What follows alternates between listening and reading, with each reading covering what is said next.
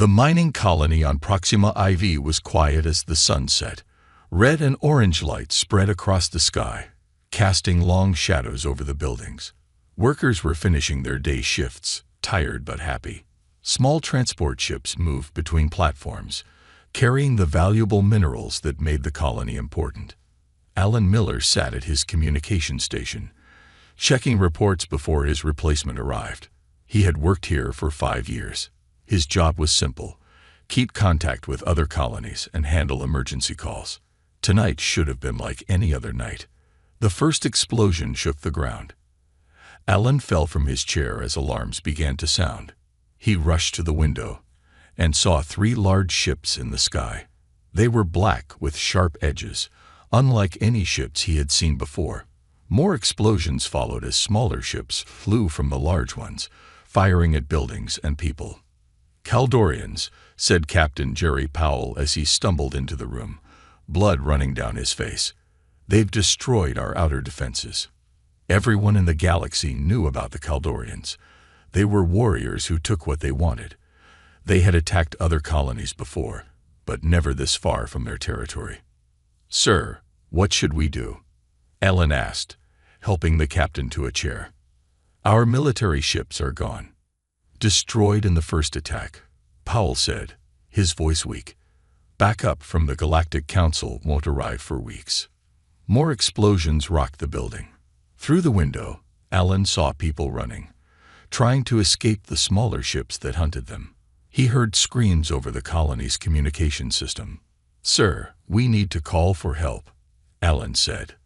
"From who?" "The Council can't get here in time," Powell said. Alan thought for a moment. He knew there was one option, but it was forbidden. "What about Earth?" The captain's eyes widened. "Earth is in the prohibited zone. No contact allowed. The Council made that clear centuries ago. But humans might help us. They're closer than any Council forces." "The Council keeps Earth isolated for a reason," Powell said. "They say humans are too dangerous, too unpredictable. That's why there's a quarantine zone around their system." Another explosion, closer this time. The lights flickered. "Captain, with respect, we're out of options," Alan said. Powell looked at the screens showing the colony burning. After a moment, he nodded. "Do it." Alan turned to his console and began typing commands. He created a message explaining their situation, who was attacking them, and the coordinates of Proxima IV. He added all the information about the Kaldorians the colony had. Then he set the signal to broadcast on all frequencies, aimed directly at the prohibited zone where Earth was. "How long until the signal reaches them?" Powell asked. 3 days at best," Alan replied, "if their technology can pick it up." The door to the communication room burst open. 3 Kaldorian soldiers entered, their armor black, and their weapons raised. "Surrender now," the leader said, his voice harsh through his helmet. Powell stood up slowly, putting himself between the aliens and Alan. "Keep working," he whispered. Alan's fingers moved quickly over the console. He was almost done, just needed to send the message.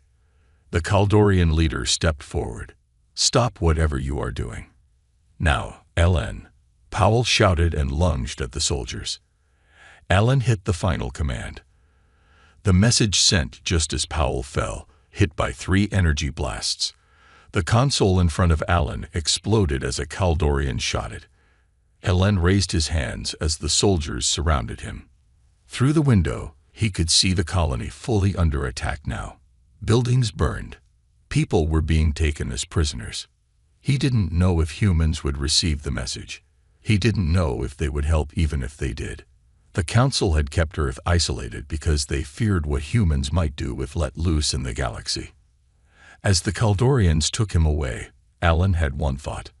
The galaxy might soon discover if those fears were justified. The Galactic Council building was the tallest structure on Centauri Prime.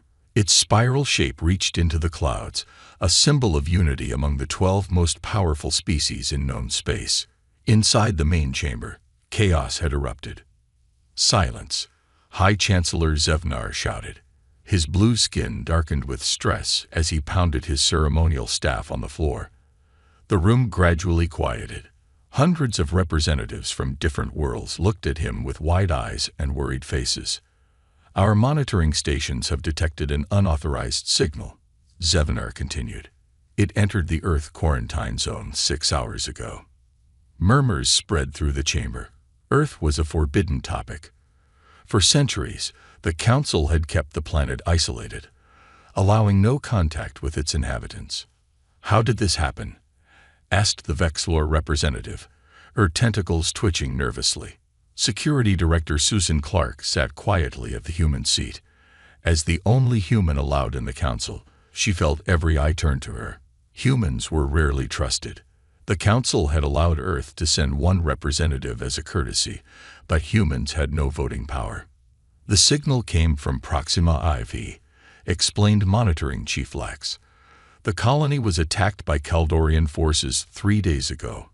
Before communications were cut, someone sent a distress call directly to Earth." "And the signal's contents?"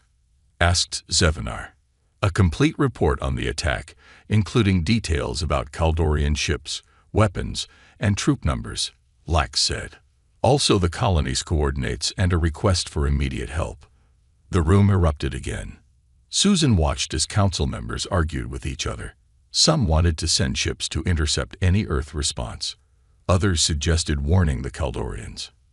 "Director Clark," Zevenar said, silencing the room again, "what will your people do if they receive this message?" Susan stood up slowly. She had been born on Alpha Centauri, not Earth. Like all humans allowed outside the quarantine zone, her family had left Earth generations ago, before the isolation was complete. She had never even seen her ancestral home. "Chancellor, I cannot say for certain. Earth has been isolated for 200 years. We know they have developed their own technology, but we don't know exactly what they're capable of." "Would they respond to an alien distress call?" pressed Zevenar. Susan thought carefully before answering. Earth history suggests they would. Humans tend to help when they hear cries for help. "That is what worries us," said the Moravian delegate. "The last time humans helped, they destroyed an entire Praxian battle fleet." "That was 2 centuries ago," Susan replied.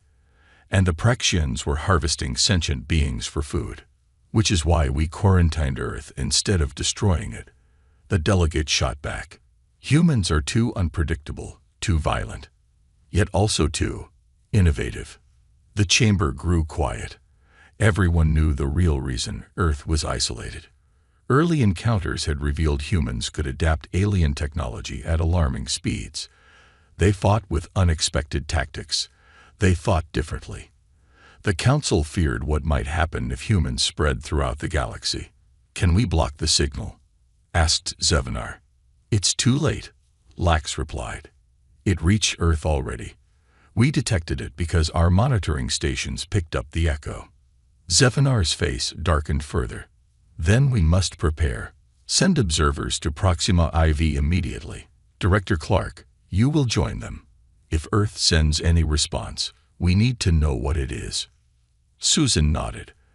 As she left the chamber, she heard the arguments continue.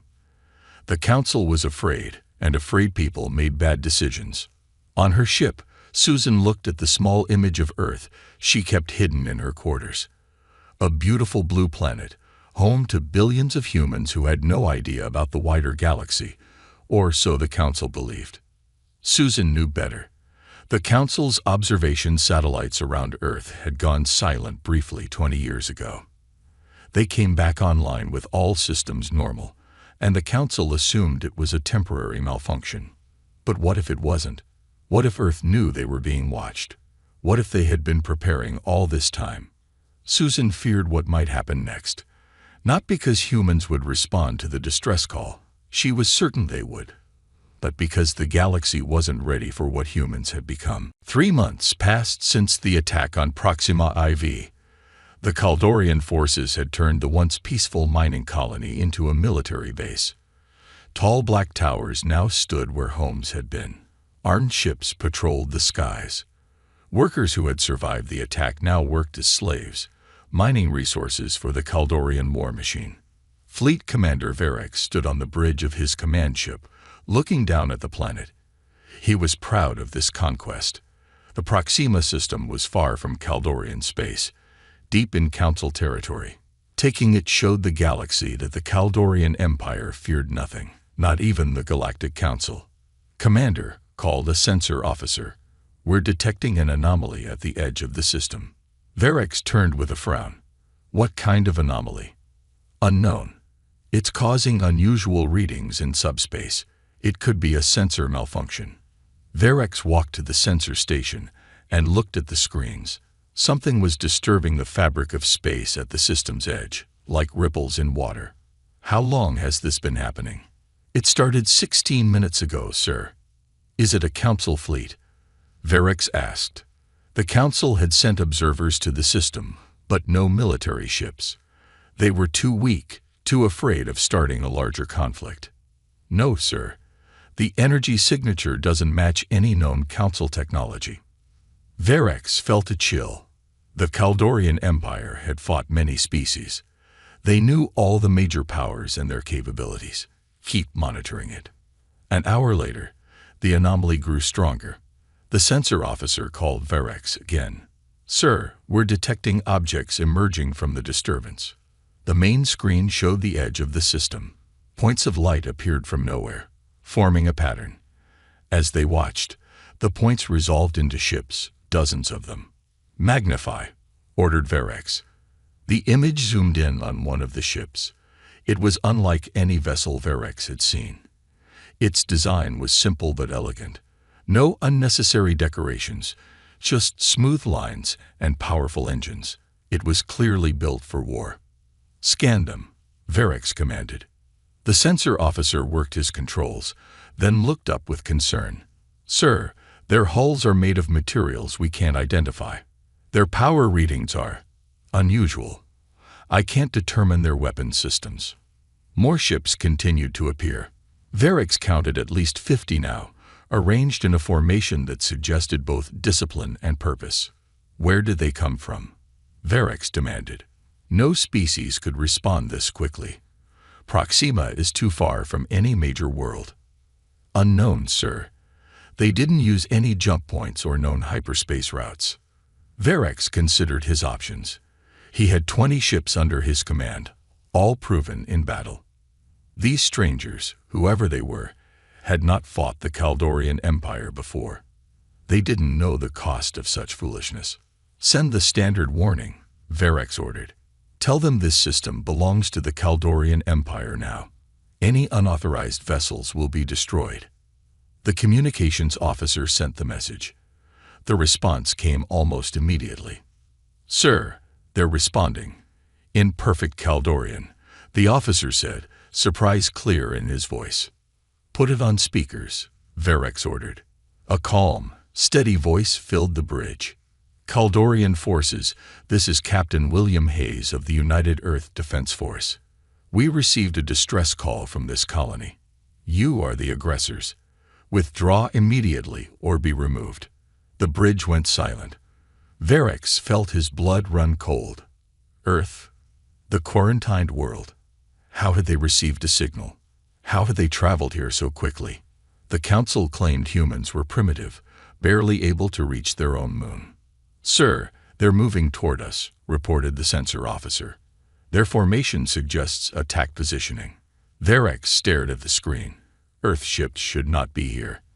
They should not have such advanced vessels. The council had assured everyone that humans were contained, that they posed no threat to galactic order. "All ships, battle positions," Verex ordered. "Show these Earth creatures what happens when they challenge the Kaldorian Empire." As his fleet moved to engage, Verex couldn't shake a feeling of unease. Something wasn't right. Earth should not have been able to respond like this. The galaxy had been told humans were quarantined for their own protection. But as the Earth ships accelerated toward them with frightening precision, Verex wondered if the real reason for the quarantine was to protect the galaxy from humans. The battle lasted less than an hour. Verex watched in horror as his ships fell one by one. The Earth vessels moved in ways that defied normal space tactics. They seemed to predict every Kaldorian move before it happened. Their weapons cut through Kaldorian shields like they weren't even there. Pull back to defensive positions around the planet, Varex ordered. 7 of his 20 ships were already destroyed. 5 more were damaged and unable to fight. Sir, 3 Earth ships are approaching the command vessel, reported his tactical officer. Varex felt fear for the first time in his military career. All weapons target those ships. The Kaldorian command vessel fired everything it had. Energy beams and missiles streaked toward the approaching Earth ships. The humans didn't even try to dodge. Instead, the weapons simply stopped working when they got close. It was like the Earth ships were surrounded by bubbles that canceled out any attack. "Sir, they're sending a message," said the communications officer. "What do they want?" Varex asked. "They're requesting permission to board." Varex almost laughed. "They're requesting permission. We're at war." "Sir, they say if we don't allow them to board peacefully, they will come aboard anyway. They say they prefer to avoid unnecessary damage to our ship." Before Varex could answer, alarms sounded throughout the bridge. "Security breach in sectors 3, 5, and 8, reported the security chief. "They're already on board." "How?" "We didn't detect any shuttle launches or teleportation energy." Screens around the bridge showed images from security cameras. Humans in sleek dark uniforms moved through the corridors.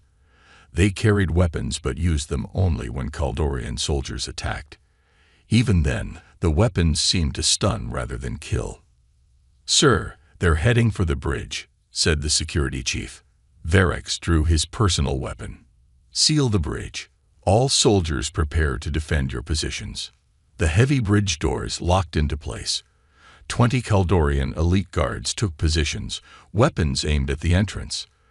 The doors shimmered and then became transparent, as if turned to glass. On the other side stood a human woman.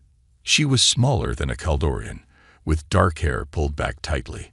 Her uniform had a small patch that read Lieutenant Patricia Winters, UEDF. "Commander Varex," she called through the now transparent door. "We have secured your ship. Your engine room, weapon systems, and key defensive positions are under our control. Please surrender to prevent further casualties." "How do you know my name?" Varex demanded. "We studied all available data on Kaldorian command structures before we arrived," she answered simply. One of the Kaldorian guards fired at the door. The energy blast bounced back, hitting the ceiling. "Please don't do that again," Winters said calmly.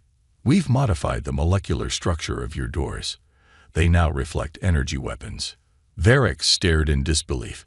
No species had technology that could change material so quickly. "What are you?" he asked. "Just humans," Winters replied. "Now, will you surrender, or do we need to take the bridge by force? I should warn you that while we prefer to avoid casualties, we are fully prepared to do what's necessary." Varex looked at his screens. All over his ship, his soldiers were being captured or subdued. The rest of his fleet was in retreat or already captured. On the colony below, he could see Earth ships landing, likely freeing the prisoners. Everything had fallen apart in less than an hour. "I surrender," Varex said finally. The doors became solid again, then slid open. Lieutenant Winters walked in with just 4 other humans. They didn't even look worried about being outnumbered. "Your soldiers will not be harmed," Winters said. "They will be detained until arrangements can be made for their return to Kaldorian space." As Varex was led from the bridge, an alert sounded. A new ship had entered the system. "Galactic Council observer vessel," reported one of the humans. "They're requesting to speak with our commander." Winters nodded. "Tell Captain Hayes we have secured the command ship, and inform our guests from the council that we look forward to discussing the situation." From the corridor, Varex watched as the humans worked with perfect coordination. They handled advanced technology with casual ease. They spoke multiple languages, including perfect Kaldorian, And most disturbing of all, they seemed completely unsurprised by any of this, as if fighting an alien armada was something they did every day. Varex realized that everything the galaxy thought it knew about humans was wrong. They weren't primitive, they weren't isolated, and they certainly weren't unprepared. The galaxy had left them alone for centuries, thinking it was containing a threat. Instead, it had given them time to prepare. And now, everyone would have to deal with the consequences. The emergency summit was held on Neutral Station Alpha, a massive space station built specifically for diplomatic meetings. Representatives from all major galactic powers sat around a large circular table. The atmosphere was tense. High Chancellor Zevnar struggled to maintain order.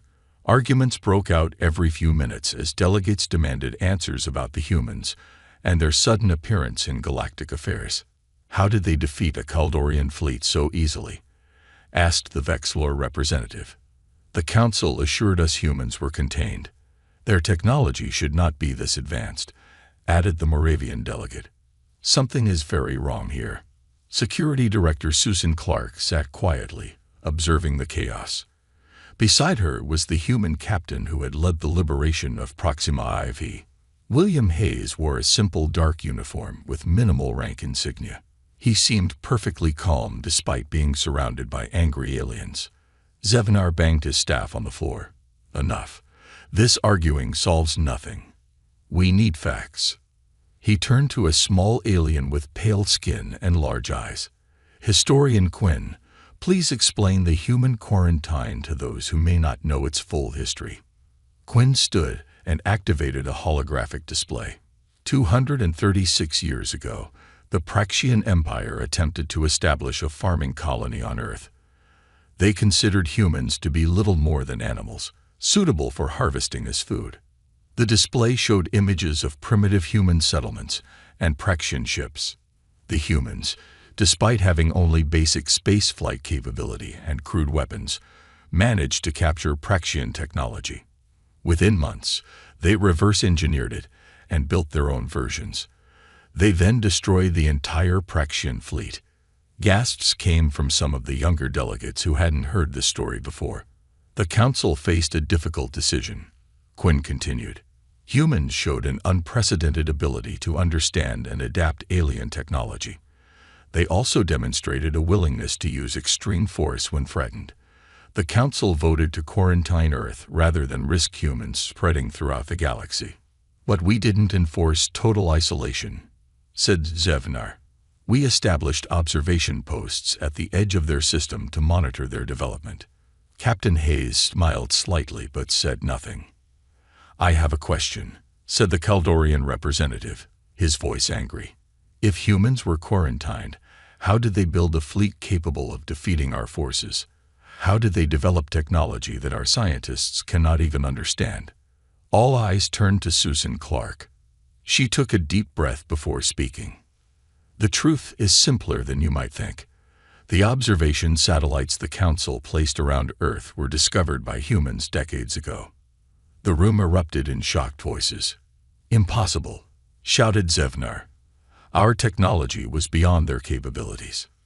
Nothing is beyond human capabilities when we have enough time and motivation, Captain Hayes said, speaking for the first time. His voice was calm and carried easily across the noisy room. You knew you were being watched? Zevnar asked, his blue skin paling. We detected your satellites shortly after they were placed, Hayes confirmed. Rather than destroy them, we decided to study them. We learned much about galactic technology from those observation posts. But the satellites continued to send normal readings, Susan added.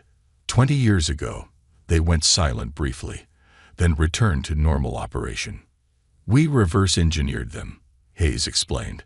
We created a system to feed them false data.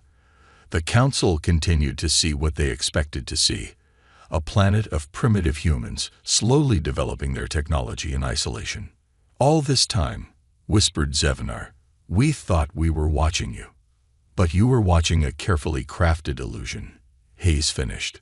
Meanwhile, Earth united its governments, built a defense force, and prepared for the day when we would join galactic society. "Why now?" asked the Vexlor representative. "Why respond to this particular distress call?" "We've been monitoring your communications for years," Hayes replied. "We know about the Kaldorian Empire's expansion. We know about the Council's inability to stop them. When we received the distress call from Proxima IV, we decided it was time to act." Susan watched the delegates' faces move from shock to fear as they realized the implications. Humans had been listening, learning, and preparing for centuries. They weren't primitive at all. They were possibly the most advanced species in the galaxy, and no one had realized it. "What do you want?" Zevnar finally asked. "What we've always wanted," Hayes answered. "To join galactic society as equals, to trade, to learn, to explore. The quarantine was never going to contain us forever. We could have broken it any time, but we chose to wait for the right moment." Susan looked around the room. The galaxy's most powerful leaders sat in stunned silence. They had all believed humans were safely contained. Now they realized that the cage had never really existed at all. Humans had simply been biding their time, building their strength, and waiting for the perfect moment to emerge. And now, no one knew what would happen next. 3 days after the emergency summit, a new ship arrived at Neutral Station Alpha. Unlike the military vessels that had liberated Proxima IV, this ship was elegant and clearly designed for diplomatic purposes. Its smooth white hull gleamed in the light of the nearby star. No visible weapons marred its surface, though sensors indicated power systems that dwarfed those of the station itself. Inside the main conference chamber, representatives from across the galaxy waited nervously. The Earth diplomatic delegation was about to make its first official appearance. The doors slid open, and 5 humans entered. They were led by a tall man with silver hair and a confident walk. Ambassador Frank Lawson wore a simple dark suit with a small Earth emblem on the collar. Behind him came 4 other humans, each carrying data tablets and wearing similar clothing. Susan Clark stood to greet them. As the only human representative previously known to the Council, she had been asked to make the introductions. "Distinguished delegates," she said, "may I present Ambassador Frank Lawson and the Earth diplomatic delegation." Lawson stepped forward and bowed slightly to High Chancellor Zevnar. Then, to everyone's surprise, he spoke in perfect Centaurian, the Chancellor's native language. "High Chancellor, we thank you for hosting this historic meeting. Earth looks forward to establishing peaceful relations with all galactic civilizations." Zevnar's eyes widened. Centaurian was a complex language with subtle tonal variations that most species could not master. Yet Lawson spoke it without accent or hesitation. The ambassador turned to each major delegate in turn, greeting each in their own language. The Vexlor representative's tentacles curled in surprise when Lawson used proper Vexlor ceremonial phrases. The Moravian delegate visibly startled when Lawson used greeting gestures known only to Moravian diplomatic circles. "How is this possible?" whispered the Kaldorian representative to his aide. "They know all our languages and customs." Lawson took his place at the table. "We've been studying galactic civilizations for decades. We believe understanding is the foundation of peace." The human delegation placed their tablets on the table. Holographic displays appeared above each one, showing economic data, scientific information, and cultural references for each major species. "Earth wishes to establish full diplomatic relations with all willing partners," Lawson continued, now speaking in common, the shared language of the Council. "We bring proposals for trade, scientific cooperation, and cultural exchange." Defense Attaché Olivia Martinez, a woman with short black hair and alert eyes, stood next to one of the displays. "We also propose a mutual defense agreement. The Kaldorian Empire's expansion threatens stability in this sector. Earth is prepared to help establish a peacekeeping force to protect all civilizations from aggression." The Kaldorian representative hissed, "Is that a threat?" "Not at all," Martins replied calmly. "It's an invitation to the Kaldorian Empire to join in creating a more stable galaxy, War benefits no one in the long term. Another human, introduced as economic advisor Greg Foster, brought up detailed trade proposals. His display showed resources Earth could provide, technologies they were willing to share, and markets they wished to access. The level of detail suggested humans had been planning this for years. "Your ships," said the Moravian delegate, "they use propulsion systems we've never seen before. How did you develop such technology in isolation?"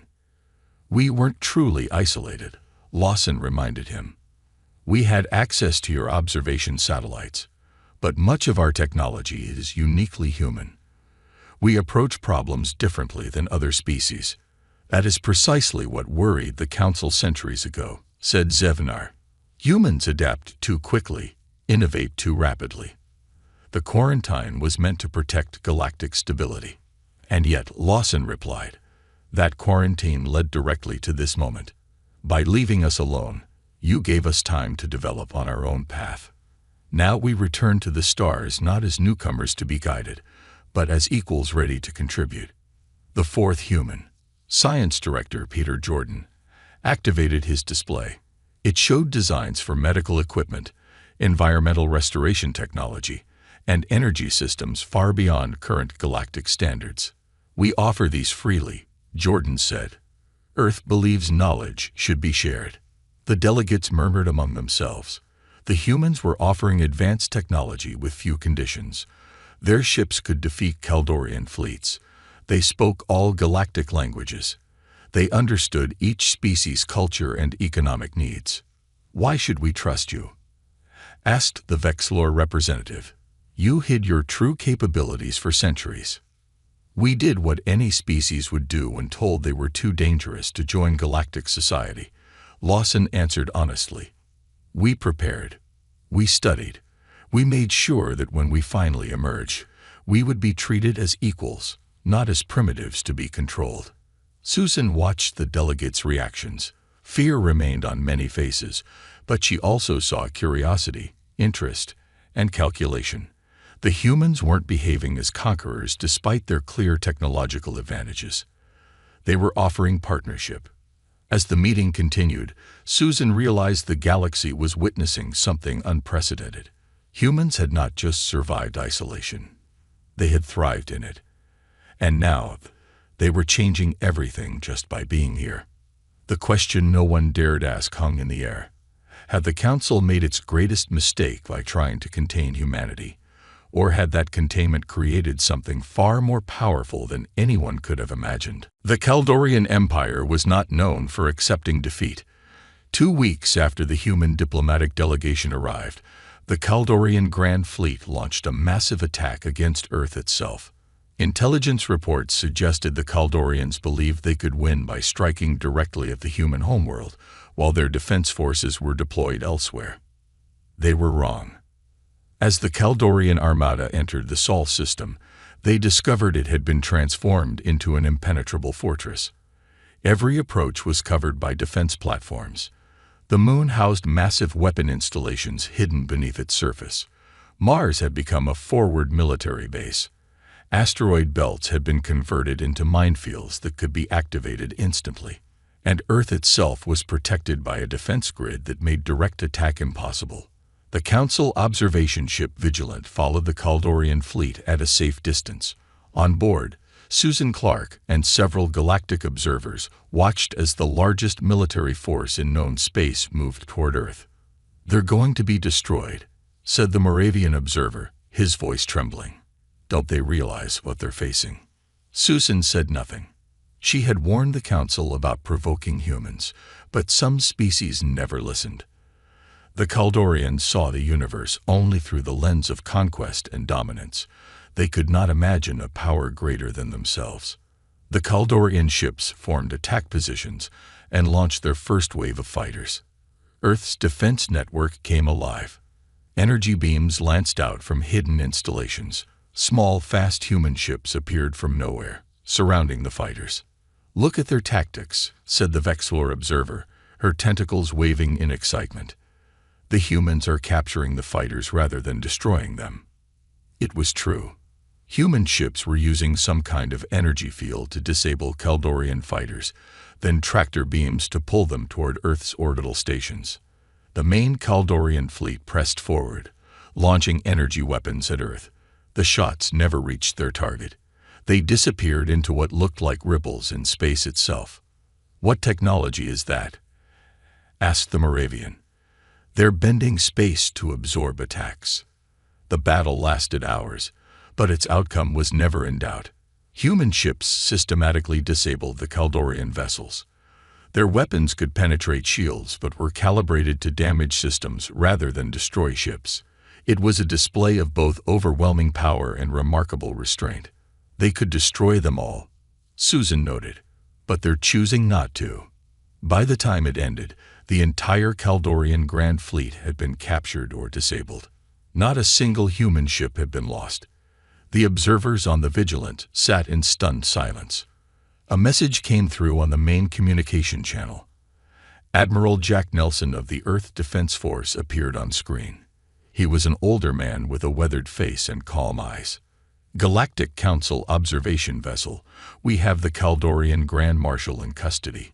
He wishes to formally surrender to prevent further loss of life. We invite Council representatives to witness the proceedings." The Vigilant landed at Earth's main orbital station. Susan and the other observers were escorted to a large chamber where Kaldorian officers stood in formation. The Grand Marshal, a tall figure in ornate armor, stepped forward and knelt before Admiral Nelson. "I offer my life as payment for my failure," the Grand Marshal said, following Kaldorian tradition. "The Empire accepts defeat." Admiral Nelson surprised everyone by reaching down and helping the Grand Marshal to his feet. "That won't be necessary," Nelson said. "Earth doesn't seek retribution. We propose terms that will allow the Kaldorian people to maintain their dignity while ensuring the safety of other civilizations." The Kaldorian officers looked confused.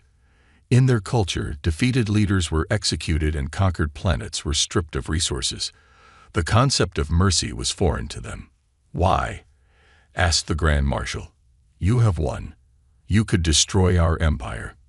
"Because that's not who we are," Nelson replied simply. "Humans learned long ago that lasting peace doesn't come from destroying your enemies. It comes from turning enemies into allies." Susan watched as the terms were presented. The Kaldorian Empire would withdraw from conquered territories. They would join the new defense alliance humans had proposed. In exchange, Earth would share technology that could help the Kaldorian people improve their living conditions and develop their economy beyond warfare. "This is unprecedented," whispered the Vexlor observer. "They defeated the greatest military force in the galaxy and now offer them partnership instead of punishment." Susan nodded. "That's why the galaxy feared humans. Not just because of what we can do, but because we think differently. We see possibilities where others see only threats." As the observers returned to the Vigilant to report what they had seen, Susan looked back at Earth through the viewports. Her ancestral home had been hidden from the galaxy for centuries. Now it had emerged not as the primitive world everyone expected, but as perhaps the most advanced civilization in known space. And yet, despite their power, humans hadn't sought revenge for their isolation. They hadn't conquered.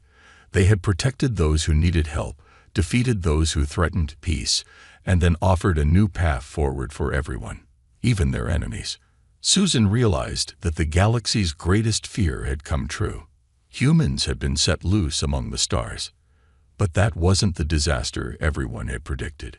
It might actually be the galaxy's greatest hope. 6 months after the distress signal from Proxima IV, the galaxy had changed forever. Earth had emerged from isolation and established itself as a major power, perhaps the major power, in galactic affairs. Human ships now traveled freely through space. Earth had opened its borders to visitors from other worlds. Trade routes connected the Sol system to hundreds of planets. Technology that humans had developed during their isolation spread rapidly, improving lives across countless worlds. The mining colony on Proxima IV had been rebuilt better than before. The survivors worked alongside humans and other species to create a thriving community. New defense systems ensured no one would ever attack it again. On Luna, Earth's moon, the Galactic Academy had opened its doors. Students from 100 different species came to learn from human teachers and share their own knowledge. The Academy's main building was a beautiful structure of glass and metal that reflected the light of distant Earth. Most surprising to many was the treatment of Kaldorians. Instead of punishing their former enemies, humans had offered rehabilitation and even citizenship to Kaldorian refugees. Former soldiers who had once fought against Earth now worked alongside humans in joint projects. In the Great Council chambers on Centauri Prime, the final negotiations for a new galactic order were underway. The massive room was filled with representatives from every known civilization. At the center table sat High Chancellor Zevnar and Ambassador Frank Lawson. "The final draft of the Terra Accords is before you," Zevnar announced to the assembly. "These agreements will reshape how our civilizations interact, trade, and resolve conflicts. Earth has officially requested admission to the Galactic Council." Murmurs spread through the chamber. 6 months ago, humans were quarantined on their homeworld. Now they would join the ruling body of galactic politics. "I call for a vote on Earth's admission," Zevnar continued. One by one, the major powers cast their votes. The outcome was never really in doubt. Even those who still feared humans understood the benefits of having Earth as an ally rather than a potential enemy. "It is decided," Zevnar declared. "Earth is now a full member of the Galactic Council, with all rights and responsibilities thereof." Ambassador Lawson stood and bowed to the assembly. "Earth thanks you for this honor. We look forward to working together to build a better galaxy for all our peoples." As the chamber emptied after the historic vote, Zevnar and Lawson remained behind. Susan Clark joined them, now officially recognized as a full human representative to the council. 6 months, Zevnar said, shaking his head in wonder. "In 6 months, you've changed everything." "Change was inevitable," Lawson replied. "The quarantine could never have lasted forever." "I've been wondering something," Zevnar said, his voice low. "What would have happened if that distress signal had never been sent? If the Kaldorians had never attacked Proxima IV?" Lawson smiled slightly. "We would have come anyway. The signal just gave us a reason to hurry. You were already planning to break the quarantine. Earth had been ready for decades," Susan explained. "We were just waiting for the right moment, a way to introduce ourselves that wouldn't cause panic." "The distress call gave us that opportunity," Lawson added. "We could emerge as helpers rather than invaders. We could demonstrate our capabilities by protecting others rather than threatening them." Zevnar was quiet for a moment. "The Council feared humans for centuries. We believe your aggressive tendencies and rapid technological adaptation made you too dangerous to join galactic society." "And now?" Susan asked. "Now I wonder if those same qualities might be exactly what the galaxy needs," Zevnar admitted. The Kaldorian Empire had been expanding unchecked for decades. The Council debated but took no action. Then humans arrived and resolved the situation in months. "We just think differently," Lawson said. "Humans have always been good at finding new solutions to old problems." As they left the council chambers, they passed a large viewport. Earth was visible in the distance, a small blue dot among countless stars. Once, the galaxy had feared what might come from that tiny world. They had tried to contain it, to isolate it, to pretend it didn't exist. Now, everyone knew better. What had emerged from Earth wasn't the mindless aggression or chaos the Council had feared. It was something more complex, a species of contradictions, capable of both tremendous violence and remarkable compassion, technological brilliance and artistic beauty, fierce independence and deep cooperation. In the end, the distress signal from Proxima IV hadn't just saved a single colony. It had unintentionally unleashed a force that would reshape the galaxy, not through conquest or domination, but through innovation, cooperation, and a uniquely human way of seeing the universe. The quarantine that was meant to protect the galaxy from humanity had instead given humans time to become exactly what the galaxy needed most: a species that could imagine a different future and had the determination to make it real. As Susan looked at that distant blue dot that was her ancestral home, she thought about Alan Miller, the communications officer who had sent the fateful distress call. He couldn't have known what would follow, that his desperate plea for help would change the course of galactic history forever. A distress signal had been sent. What arrived had indeed terrified the entire galaxy. But terror had given way to something else: hope for a future greater than anyone had dared to imagine before.